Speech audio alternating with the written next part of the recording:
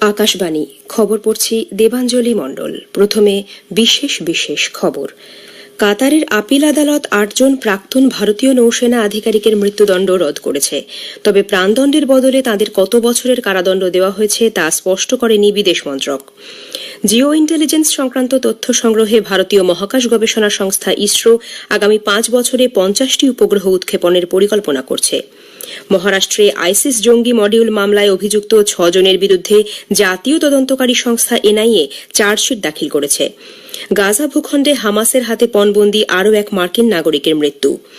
ভারতীয় আবহাওয়া দপ্তর আইএমডি ওড়িশা, উত্তর রাজস্থান, উত্তর পশ্চিম মধ্যপ্রদেশের কিছু অংশে আজ ঘন কুয়াশার পূর্বাভাস দিয়েছে। সেঞ্চুরিয়ানের সুপার স্পোর্ট পার্কে প্রথম টেস্ট ম্যাচে দক্ষিণ আফ্রিকা ভারতকে ১ ইনিংস ও ৩২ রানে হারিয়ে ২ ম্যাচের টেস্ট সিরিজে ১-০ এগিয়ে গেছে। মুম্বাইয়ের ওয়াংখেড়ে স্টেডিয়ামে মহিলাদের একদিনের ক্রিকেটের ৩ ম্যাচের সিরিজের প্রথম ম্যাচে অস্ট্রেলিয়া ৬ উইকেটে হারিয়েছে ভারতকে। আসছি বিস্তারিত খবরে। কাতারের আপিল আদালত ৮ জন প্রাক্তন ভারতীয় নৌসেনা আধিকারিকের মৃত্যুদণ্ড রদ করেছে। তবে প্রাণদণ্ডের বদলে তাঁদের কত বছরের কারাদণ্ড দেওয়া হয়েছে তা স্পষ্ট করেনি বিদেশ মন্ত্রক। এই ৮ জনের বিরুদ্ধে কি অভিযোগ রয়েছে তাও প্রকাশ করেনি ভারত কিংবা কাতার। সংবাদ মাধ্যমের খবর অনুযায়ী গুপ্তচর বৃত্তির দায়ে দাহারা গ্লোবাল সংস্থায় কর্মরত এই ৮ জন ভারতীয়কে গ্রেপ্তার করা হয়। বিদেশ মন্ত্রকের বিবৃতিতে জানানো হয়েছে, বিষয়টির গোপনীয়তা এবং স্পর্শকাতরতার প্রেক্ষিতে এই মুহূর্তে এর বেশি কিছু বলা ঠিক হবে না। পরবর্তী পদক্ষেপ সম্পর্কে সিদ্ধান্ত নিতে আইনি পরামর্শ নেওয়া হচ্ছে।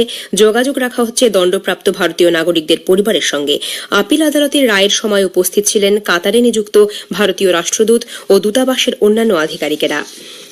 জিও ইন্টেলিজেন্স সংক্রান্ত তথ্য সংগ্রহে ভারতীয় মহাকাশ গবেষণা সংস্থা ইসরো আগামী ৫ বছরে ৫০টি উপগ্রহ উৎক্ষেপণের পরিকল্পনা করছে। আইআইটি বম্বের টেক ফেস্টে গতকাল ইসরোর চেয়ারম্যান এস সোমনাথ একথা জানান। বাহিনীর গতিবিধি অনুসরণ এবং হাজার হাজার কিলোমিটার এলাকার ছবি পাঠানোর ক্ষমতা সম্পন্ন এই উপগ্রহগুলি স্থাপন করা হবে মহাকাশের বিভিন্ন কক্ষপথে। ইসরোর প্রধান বলেন, ভারত একটি শক্তিশালী দেশ হিসেবে উঠে আসতে চাইছে, কিন্তু যত সংখ্যক উপগ্রহ তার হাতে থাকা উচিত তার হাতে রয়েছে তা যথেষ্ট নয়। এর ১০ গুণ বেশি উপগ্রহ ভারতের থাকা উচিত। ডেটা বিশ্লেষণ, ডাউনলোড কমানো, শুধু প্রয়োজনীয় তথ্যটুকু পেতে কৃত্রিম বুদ্ধিমত্তা ও ডেটা প্রযুক্তির ব্যবহার আরও বাড়ানোর কথাও জানিয়েছেন এস সোমনাথ। পাঞ্জাবের অমৃতসরে মাদক নিয়ে আসা একটি পাকিস্তানি ড্রোন পাওয়া গেছে। বিএসএফ ও রাজ্য পুলিশের যৌথ অভিযানে রোরানওয়ালা গ্রামে ড্রোনটির খোঁজ মেলে।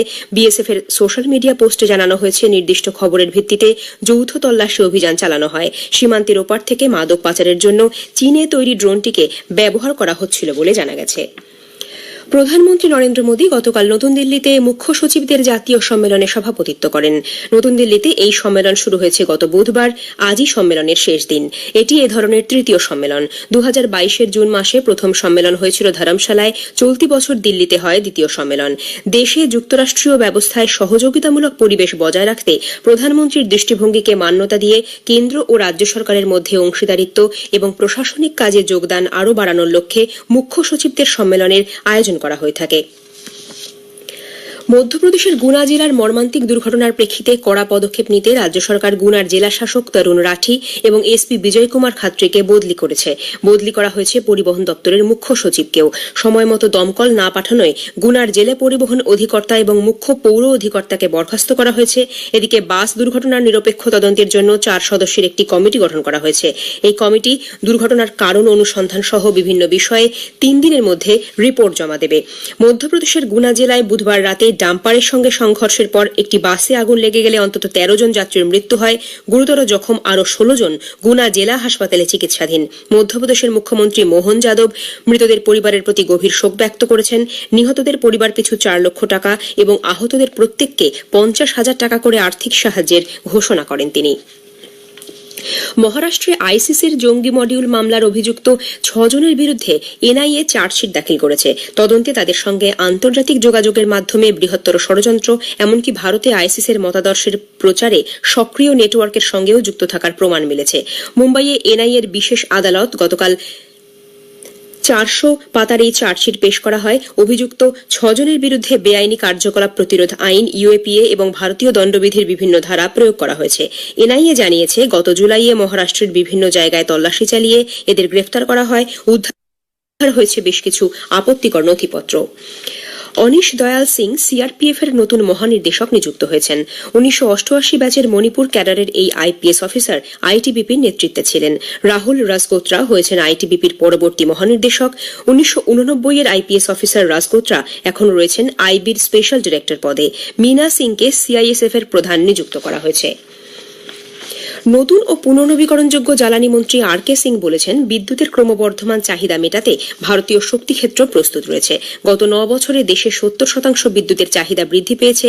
বেঙ্গালুরুর নিমহান্স চত্বরে পাওয়ার গ্রিড কর্পোরেশন নির্মিত বিশ্রাম সদনের উদ্বোধন করে গতকাল তিনি একথা জানান। শ্রী আর কে সিং বলেন, বিশ্বের কোনো দেশেই এত বিপুল পরিমাণ বিদ্যুতের চাহিদার খবর নেই।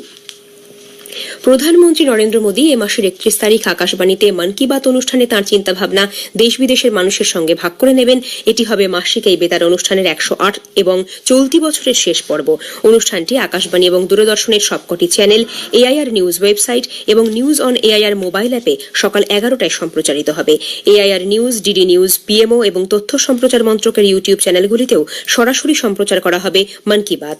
হিন্দি সম্প্রচারের পরপরই আঞ্চলিক ভাষায় অনুবাদ সম্প্রচারিত হবে।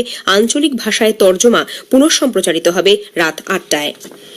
এই খবর আপনারা শুনছেন আকাশবাণী থেকে। গাজা ভূখণ্ডে ইসরায়েলি সেনার অভিযান এবং হামাসের সঙ্গে সংঘর্ষের মধ্যেই আরও এক পণবন্দির মৃত্যু হয়েছে। 7ই অক্টোবরের হামলায় ইসরায়েলি মার্কিন নাগরিক জুডি ওয়েনস্টাইন হাগাই ও তাঁর স্বামীকে কিবুৎজ নির এলাকা থেকে পণবন্দি করে গাজায় নিয়ে যায় হামাস। তারপর থেকেই ওই দম্পতির খোঁজ পাওয়া যাচ্ছিল না। পরে ঘোষণা করা হয় হামাসের হাতে বন্দী 8 জন মার্কিন নাগরিকের মধ্যে জুডির মৃত্যু হয়েছে। 1 সপ্তাহ আগে তাঁর স্বামী গ্যারের মৃত্যুর খবর আসে। এ নিয়ে 2 জন মার্কিন পণবন্দির মৃত্যু হল। আমেরিকার রাষ্ট্রপতি জো বাইডেন মৃত দম্পতির মেয়ের সঙ্গে ফোনে কথা বলেছেন। এদিকে লেবাননের হেজবোল্লা গোষ্ঠীর একটি ড্রোন গতকাল ইসরায়েলের উত্তর সীমান্ত পেরিয়ে ঢুকে পড়লে হাইফার শহরতলি এলাকায় সাইরেন বেজে ওঠে। ইসরায়েলি বায়ুসেনার বিমান থেকে ড্রোনটিকে গুলি করে নামানোর ভিডিও ফুটেজ সোশ্যাল মিডিয়ায় ছড়িয়ে পড়েছে। মার্কিন যুক্তরাষ্ট্র দক্ষিণ লোহিত সাগরে একটি ড্রোন ও একটি জাহাজ বিধ্বংসী ব্যালিস্টিক ক্ষেপণাস্ত্র ধ্বংস করেছে। এক্স হ্যান্ডেলে মার্কিন সেনার সেন্ট্রাল কমান্ড গতকাল জানায়, ইয়েমেন ভিত্তিক জঙ্গি গোষ্ঠী হুথি এই ড্রোন হামলা চালিয়েছিল। গত 19 অক্টোবর থেকে কোনো আন্তর্জাতিক জাহাজে এটি হুথিদের 22তম হামলার চেষ্টা বলেও ওই বার্তায় জানানো হয়েছে। ভারতীয় আবহাওয়া দপ্তর আইএমডি ওড়িশা, উত্তর রাজস্থান এবং উত্তর পশ্চিম মধ্যপ্রদেশের কিছু অংশে আজ ঘন কুয়াশার পূর্বাভাস দিয়েছে। অসম, মেঘালয়, নাগাল্যান্ড, মণিপুর, মিজোরাম এবং ত্রিপুরাতেও সকালের দিকে আজ ও আগামী 2 দিন একই পরিস্থিতি বজায় থাকবে বলে জানানো হয়েছে। পাঞ্জাব, হরিয়ানা, চণ্ডীগড়, উত্তরপ্রদেশ এবং দিল্লিতেও আজ ও আগামীকাল সকাল ও রাতের দিকে ঘন কুয়াশা থাকবে। জম্মু কাশ্মীর, লাদাখ, গিলগিট বালতিস্তান, মুজাফরাবাদ, হিমাচল প্রদেশ, উত্তরাখণ্ড, উত্তরপ্রদেশ, পূর্ব রাজস্থান, মধ্যপ্রদেশ, ছত্তিশগড় এবং বিদর্ভে 31 ডিসেম্বর থেকে দিন 3 হালকা বৃষ্টির সম্ভাবনা।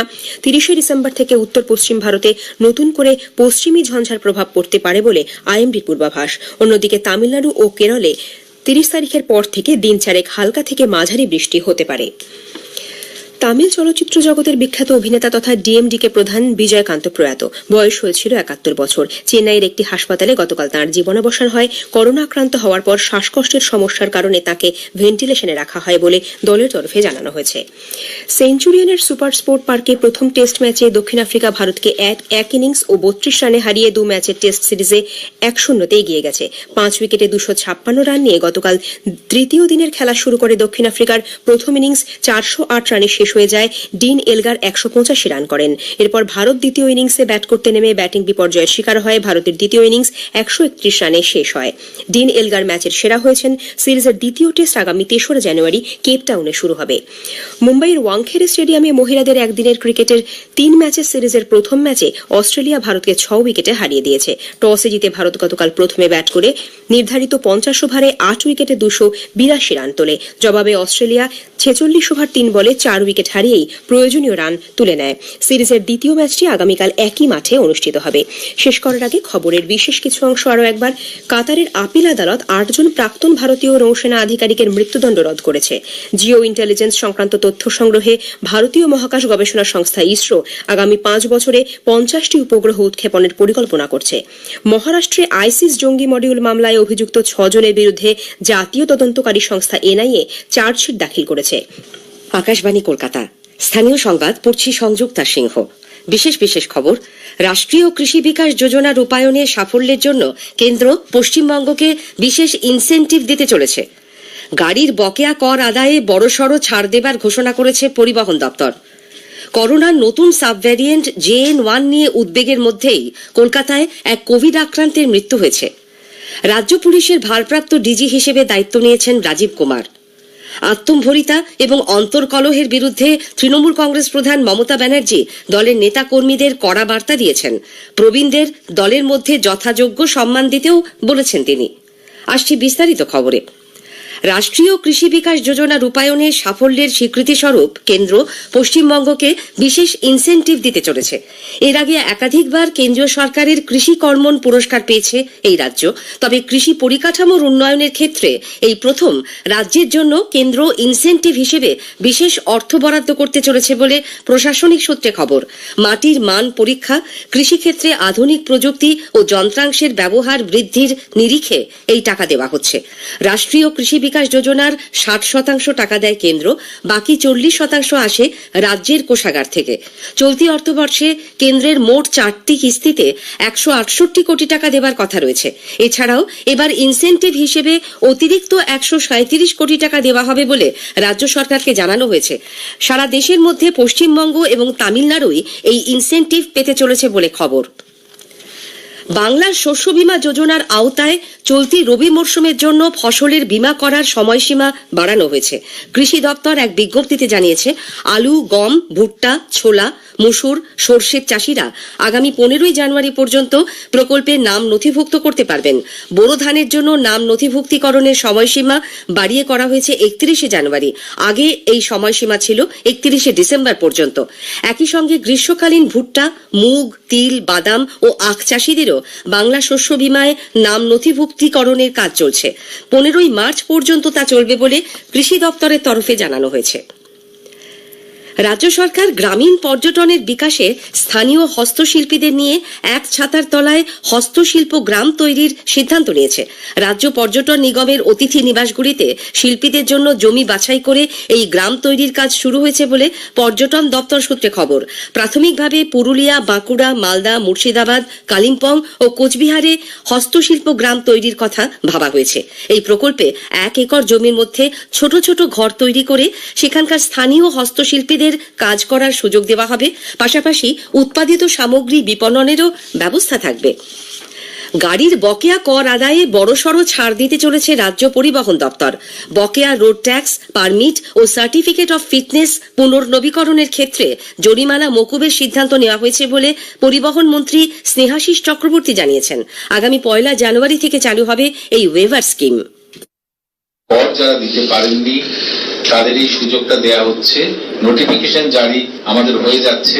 1 জানুয়ারি থেকে 29শে ফেব্রুয়ারির মধ্যে তারা করটা দিলে তার জরিমানা 100% মুকুব হয়ে যাবে। ফাইন নেওয়াটা কিন্তু আমাদের আলটিমেট গোল নয়। আমরা সেই দিনে পৌঁছতে চাই যেদিন আমাদের আর ফাইন করতে হবে না, অর্থাৎ যেদিন সমস্ত গাড়ির মালিক, তিনি বাণিজ্যিক হোক বা ব্যক্তিগত গাড়ি হোক, তারা সমস্ত বৈধ কাগজপত্র নিয়েই রাস্তায় চলাচল করবে। করোনার নতুন সাবভ্যারিয়েন্ট JN.1 নিয়ে উদ্বেগের মধ্যেই কলকাতায় এক কোভিড আক্রান্তের মৃত্যু হয়েছে। বেসরকারি হাসপাতালে ভর্তি ছিলেন 70 ঊর্ধ্ব ওই বৃদ্ধ। জ্বর এবং শ্বাসকষ্টের উপসর্গ ছিল তাঁর। হৃদযন্ত্রেও সমস্যা ছিল। মৃত্যুর পর তার কোভিড পরীক্ষার রিপোর্ট পজিটিভ আসে। কেন্দ্রীয় স্বাস্থ্য মন্ত্রকের খবর অনুযায়ী বাংলায় এ পর্যন্ত 6 মাসের এক শিশু সহ করোনা আক্রান্তের সংখ্যা 15। শিশুটি কলকাতা মেডিকেল কলেজ হাসপাতালে পেডিয়াট্রিক্স বিভাগে ভেন্টিলেশনে রয়েছে। জানা গেছে, মেনিনজাইটিসের উপসর্গ নিয়ে বিহার থেকে আসা শিশুটিকে হাওড়ার একটি বেসরকারি হাসপাতালে ভর্তি করা হয়। সেখান থেকে তাকে পাঠানো হয় মেডিকেল কলেজ হাসপাতালে। অন্য আক্রান্তরাও শহরের বিভিন্ন বেসরকারি হাসপাতালে চিকিৎসাধীন। স্থানীয় সংবাদ শুনছেন আকাশবাণী কলকাতা কেন্দ্র থেকে। রাজ্য পুলিশের ভারপ্রাপ্ত ডিজি হিসেবে দায়িত্ব নিয়েছেন রাজীব কুমার। গতকাল দুপুরে ভবানী ভবনে গিয়ে বিদায়ী ডিজি মনোজ মালব্যের কাছ থেকে দায়িত্ব বুঝে নেন তিনি। শ্রী মালব্য 3 বছরের জন্য রাজ্য পুলিশের উপদেষ্টা নিযুক্ত হয়েছেন। পরবর্তী ডিজির নাম কেন্দ্র না জানানো পর্যন্ত রাজীব কুমার তথ্য প্রযুক্তি দপ্তরের প্রধান সচিবের পাশাপাশি ডিজির অতিরিক্ত দায়িত্ব সামলাবেন। 1989 ব্যাচের IPS অফিসার রাজীব কুমার 2013-এ সারদা কেলেঙ্কারির তদন্তে গঠিত বিশেষ দল সিটের প্রধান নিযুক্ত হওয়ার হওয়ার পর তার ভূমিকা নিয়ে প্রশ্ন উঠেছিল। সিবিআই তদন্তও শুরু হয় তার বিরুদ্ধে। পার্টির ওপরে নিজের স্বার্থকে রাখা এবং অন্তর্কলহের বিরুদ্ধে তৃণমূল কংগ্রেস প্রধান মুখ্যমন্ত্রী মমতা ব্যানার্জি দলের নেতা কর্মীদের কড়া বার্তা দিয়েছেন। আত্মম্ভরী মনোভাব সম্পর্কে তাদের সতর্ক করে দিয়ে তিনি বলেছেন, মানুষের সেবাই তাদের একমাত্র লক্ষ্য হওয়া উচিত। উত্তর চব্বিশ পরগনার দেগঙ্গার কর্মী সভায় গতকাল দলের মধ্যে প্রবীণদেরও যথাযোগ্য সম্মান দিতে বলেন তিনি। জনসংযোগ বাড়ানোরও পরামর্শ দেন। আপনাদের life dedicated to the people. কেউ নিজেরা কেটা হয়ে গেছেন এবং নিজেদের জন্য তারা পার্টির মুখটা মনে রাখছেন না। আমাকে এত খাটতে হচ্ছে এটা মনে রাখছেন না। আপনাদের জন্য, মানুষের জন্য আমার জীবন দান। আমি সারা জীবন মার খেতে খেতে এসছি এই জায়গাটায়। আজকে মনে রাখবেন, এমনি ক্ষমতায় আমরা পার হইনি এবং আমি কিন্তু লক্ষ্য রাখি প্রত্যেকটা এলাকায় কি হচ্ছে না হচ্ছে। কাজে নিজেদের আরো সংগঠিত করতে হবে। ছাত্র যুবককে প্রায়োরিটি দিয়ে নিয়ে আসতে হবে, কিন্তু সিনিয়র লিডারদের যোগ্য মর্যাদা দিতে হবে। এটা আমি বারবার বলছি। পুরনো কেউ দরকার, নতুন কেউ দরকার। বিজেপি এবং কেন্দ্রের সরকারকে নিশানা করে তৃণমূল নেত্রী বলেন, লোকসভা ভোটে পার্থ চট্টোপাধ্যায়, জ্যোতিপ্রিয় মল্লিকরা দলের হয়ে যাতে কাজ করতে না পারেন সেজন্যই তাদের জেলে ভরা হয়েছে। এদিনও ইডি সিবিআই কে রাজনৈতিক উদ্দেশ্যে ব্যবহার করার অভিযোগ করেন তিনি। বিজেপির পাশাপাশি মমতা বামেদেরও তীব্র সমালোচনা করেন। তার দাবি, একমাত্র তৃণমূল কংগ্রেসই পারে ভারতকে পথ দেখাতে। ভোটের আগে উত্তর চব্বিশ পরগনায় দলকে সাংগঠনিকভাবে আরো মজবুত করে তুলতে নির্মল ঘোষের নেতৃত্বে 20 সদস্যের কোর কমিটি গড়ে দেন মুখ্যমন্ত্রী। অন্যদিকে তৃণমূল নেতাকর্মীদের পার্টির চেয়ে বড় হয়ে ওঠার বিরুদ্ধে মমতা ব্যানার্জির সতর্ক বার্তাকে কটাক্ষ করেছেন সিপিআইএম রাজ্য সম্পাদক মোহাম্মদ সেলিম। কেউটে যদি অন্যদেরকে কেটা বলে, তাহলে কেউটে এবং কেটা দুটোকে সরানোর কাজটাকে ত্বরান্বিত করতে হবে। তিনি বৃদ্ধ শাহজাহানের মতো অরঙ্গজেবের হাতে আজকে বন্দী আছেন। এই জন্য এখন তারা মনে করেছে বয়স্কদের প্রতি সম্মান জানাতে হবে। আসলে নিজের প্রতি তিনি এখন দৃষ্টি আকর্ষণ করছেন। বিজেপির রাজ্য মুখপাত্র শ্রমিক ভট্টাচার্য বলেছেন, রাজ্যের সর্বস্তরে দুর্নীতি এত গভীর যে ইডি সিবিআই এর সদর দপ্তর এখানে তুলে আনা দরকার। ইডি সিবিআই এর যে স্ট্রেংথ, অফিসার স্ট্রেংথ, তা দিয়ে পশ্চিমবঙ্গের দুর্নীতির তদন্ত করা সম্ভব নয়। যেখানে যাবে সেখানেই দুর্নীতি। ইডি সিবিআই এর সদর দপ্তরগুলো পশ্চিমবঙ্গে নিয়ে এসে বসিয়ে দিলে ভালো হবে, কারণ এখানে রন্ধ্রে দুর্নীতির যে একটা বিকেন্দ্রীকৃত চেহারা দেখা যাচ্ছে। নথি উদ্ধারের গল্প তো আমরা শুনছি, শেষ হবে কবে? এই চোর পুলিশ খেলা শেষ কোথায়? মানুষ এটা পরিণতি দেখতে চাইছে। আইএসএফ তৃণমূল কংগ্রেস গন্ডগোলের জেরে দক্ষিণ চব্বিশ পরগনার ভাঙড় 2 নম্বর পঞ্চায়েত সমিতির স্থায়ী সমিতি গঠন স্থগিত হয়ে গেছে। গতকাল এ নিয়ে বৈঠক চলাকালীন তৃণমূল নেতা আরাবুল ইসলাম এবং আইএসএফ বিধায়ক নওশাদ সিদ্দিকীর সামনেই দুদলের সমর্থকদের মধ্যে বচসা শুরু হয়। পরিস্থিতি উত্তপ্ত হয়ে উঠলে বন্ধ হয়ে যায় স্থায়ী সমিতি গঠনের কাজ। প্রতিবাদে পোলের হাটে টায়ার জ্বালিয়ে পথ অবরোধ শুরু করে জমি রক্ষা কমিটি। শাসক দলের সমর্থকরাও বিভিন্ন জায়গায় অবরোধ করেন। পরিস্থিতি নিয়ন্ত্রণে আনে কাশীপুর থানার পুলিশ। গোটা ঘটনার জন্য পরস্পরকে দায়ী করেছে তৃণমূল ও আইএসএফ। নওশাদ বলেছেন, বিডিওকে 7 দিন সময় দেওয়া হয়েছে, এর মধ্যে স্থায়ী সমিতি গঠন না হলে তারা পরবর্তী পদক্ষেপের সিদ্ধান্ত নেবেন। অন্যদিকে আরাবুল বলেছেন, বিষয়টি বিডিওর ওপরেই ছেড়ে দিয়েছেন তারা। নিয়মিত রেশন সামগ্রী না পাওয়ার অভিযোগে বর্ধমান শহরের বড়নীলপুর বাজার এলাকায় রেশন দোকানের সামনে গতকাল গ্রাহকরা বিক্ষোভ দেখান। তাদের অভিযোগ, রেশন সামগ্রী দেবার সময় বারবার বদলে দেবার ফলে তাদের হয়রানি দিন দিন বেড়েই চলেছে। পুলিশ গিয়ে পরিস্থিতি নিয়ন্ত্রণে আনে, তবে এ ব্যাপারে রেশন দোকানের মালিকের কোনো প্রতিক্রিয়া মেলেনি। ইংরেজি বর্ষবরণ উৎসবে শব্দবিধি মেনে চলার ব্যাপারে রাজ্য দূষণ নিয়ন্ত্রণ পর্ষদ নির্দেশিকা জারি করেছে। প্রতিটি সাউন্ড বক্সে সাউন্ড লিমিটার লাগানো বাধ্যতামূলক করা হয়েছে। হাসপাতাল, স্কুল ও আদালত চত্বরের 100 মিটারের মধ্যে মাইক্রোফোন বা লাউড স্পিকার ব্যবহার করা যাবে না। নির্দেশিকায় জানানো হয়েছে, ডিজে এবং 90 ডেসিবেলের ওপর শব্দবাজি সম্পূর্ণ নিষিদ্ধ। বর্ষবরণের রাতে 11:55 থেকে 12:30 এই 35 মিনিট শুধু স্বীকৃত সবুজ বাজি পোড়ানোয় ছাড় দেওয়া হয়েছে। এদিকে ভরা পৌষে দক্ষিণবঙ্গে উধাও শীত। বর্ষ শেষে যে ফিরবে এমন আশার বাণী আবহাওয়া দপ্তর শোনাতে পারেনি। আজ সকালে কলকাতায় সর্বনিম্ন তাপমাত্রা 16.9 ডিগ্রি সেলসিয়াস, স্বাভাবিকের 3 ডিগ্রি ওপরে। গঙ্গাসাগর মেলা স্বচ্ছ ও সবুজ রাখতে প্লাস্টিক এবং থার্মোকল ব্যবহার পুরোপুরি নিষিদ্ধ করেছে রাজ্য সরকার। পরিবেশ দপ্তর ও দক্ষিণ চব্বিশ পরগনা জেলা প্রশাসনের উদ্যোগে গতকাল সাগর মেলা মাঠে এ ব্যাপারে সচেতনতা পদযাত্রার আয়োজন করা হয়। ঝাড়গ্রাম রেঞ্জের পুকুরিয়া বিটের ঢেঁকিপুরা গ্রামে হাতির আক্রমণে এক বৃদ্ধার মৃত্যু হয়েছে। স্থানীয় সূত্রে জানা গেছে, গত রাতে ঝাড়গ্রামের ওই গ্রামে হঠাৎই হাতি ঢুকে পড়ে। কোকিলা মাহাতো নামে মহিলাকে সামনে পেয়ে তাকে আক্রমণ করে হাতিটি। শেষ করার আগে স্থানীয় সংবাদের বিশেষ অংশ আরেকবার।